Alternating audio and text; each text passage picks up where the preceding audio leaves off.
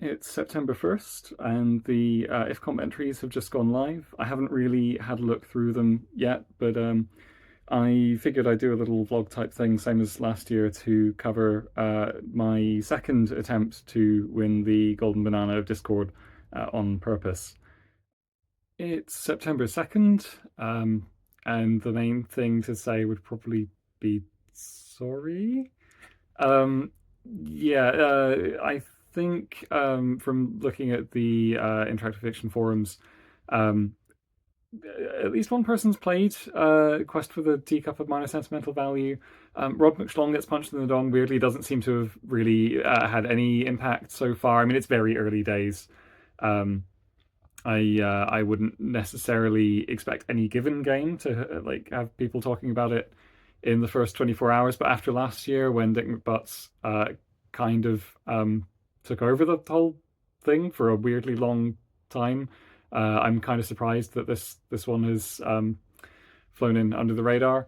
The thing that has kind of blown up is uninteractive fiction, which I'd see people making the point that it's kind of like sucking up the attention that more ambitious games deserve.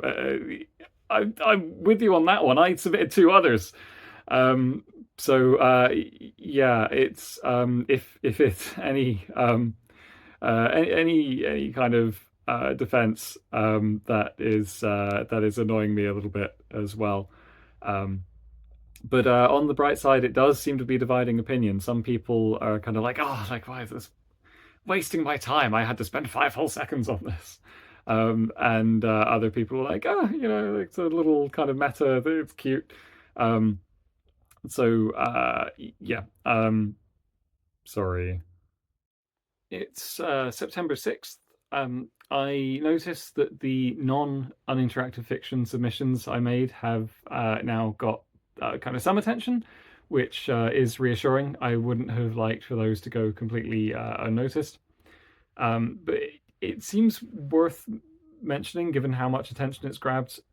Uninteractive fiction I only entered because I had a third intent to enter going spare. Basically, I was hoping to do a much more ambitious parser-based bubblegum shoe mystery, Who Whacked Jimmy Pinata this year. I did literally buy an actual Jimmy Pinata for the sort of cover art because I always do a mock-up crime scene for these bubblegum shoe things. So I will write the thing, but not this year apparently.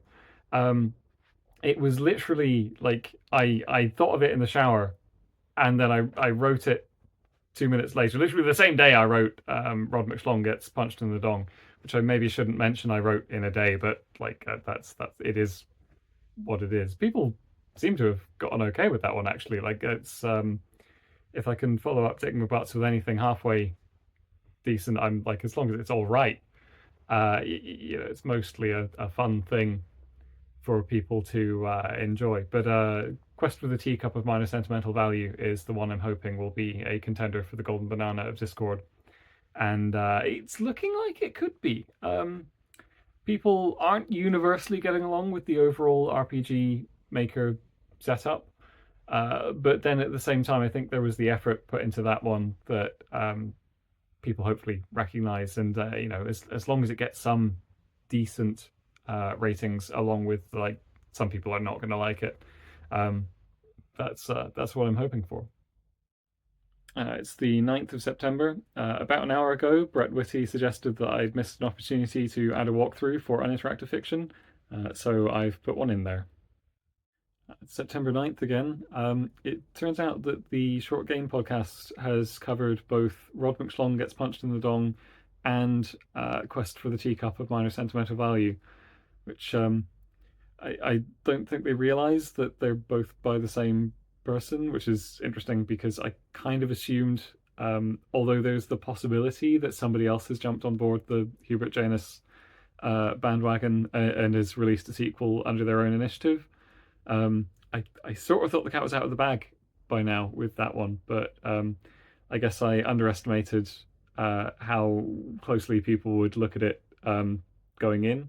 and overestimated how much attention they would pay after the fact. I think going from the fact there's 7 games covered in that episode, and 2 of them are mine. I've got something like 28 point something percent of a podcast episode, which is hugely unexpected. It's the 10th of September.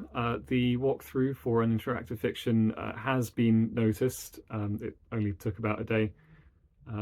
And there's also an extremely long review by Joey Jones, which I really recommend reading. I'm going to put a link to that in the description just because it's like 400 times the length of the actual work itself. And I mean, basically, probably 400 times the effort. It's October 19th. The results are coming out in sort of 4 hours or so. I think overall, not very much has changed in the last little while. I think this is the biggest gap between any of these vlog things that I've done. But yeah, on the whole, I'm not super confident that I will get the golden banana this time around. Uninteractive fiction seems like the most likely one to get it. The IFDB ratings do run from like 1 to 5. The problem is it's like overwhelmingly ones. So unless a bunch of people give it kind of ironically high scores, knowing that it's not actually going to win or even place very highly, I think probably something else that has just naturally divided opinion a bit more will get the golden banana. Quest for the Teacup of Minor Sentimental Value, which was my genuine like main effort for the golden banana this year, still has the possibility that some people will throw in like they will have thrown in 1 ratings. They don't think RPG Maker games can count as interactive fiction. Rod McShlong seems to have pretty well got middling scores on IFDB. I'm still curious to see how it goes. It will be funny if it achieves basically a similar ranking to Dick McButts Gets Kicked in the Nuts, but we'll see. The final thing that is kind of a new development is that predictions spreadsheet, where if that's accurate for Teacup, it's expected to place somewhere around 23rd, I think, which would be the highest I've ever done by quite a considerable margin, with an attempt at the golden banana, which will be amusing if I can. Like if it turns out that it's even higher and I can sneak into the actual top 20, that will be hilarious. That will be the first time I've ever done that. It's equally like I think more likely that it will drop away down because people don't get on with RPG Maker, and probably those people who maybe are not writing like a detailed review of everything they had a problem with. They're the ones who I think are more likely to give it a 1 score and just not bother saying anything about it. So I'm thinking it will shift lower rather than higher, but we'll see. Let's talk about the golden banana of Discord. So this is awarded to the game with the highest standard deviation. So the author, this is a game that like the community just couldn't decide. They couldn't come to agreement on whether this was what they thought about it. You interpret standard deviation as you will, but a large standard deviation means that this author will have the opportunity to receive some sort of somewhat cool banana-themed award. Maybe it will be a copy of Bananagrams. Last year it was a neon lamp shaped like a banana. Next year it could be a wearable flannel banana blanket. Anyway, something banana-themed. And this year's Golden Banana of Discord game, with a standard deviation of 2.59,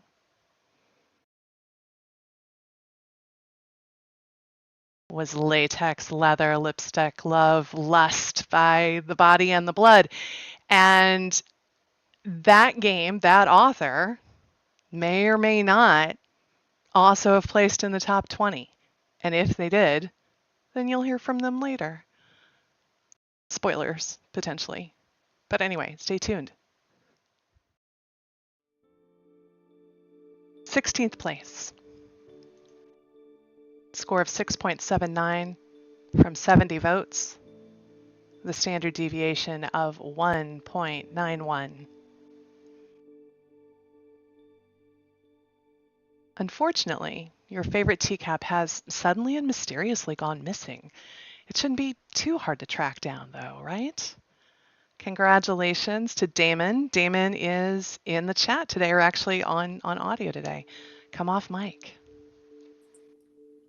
Yeah, wow, this is done way, way better than I expected. It was actually, I know people have talked a lot about uninteractive fiction, but this was my effort to get the Golden Banana of Discord this year, and it's kind of failed spectacularly in that respect. But wow, yeah, it's great to know people liked it.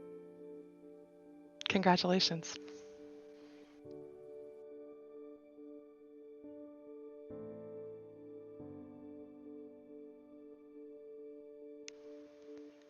'15th place. A score of 6.82.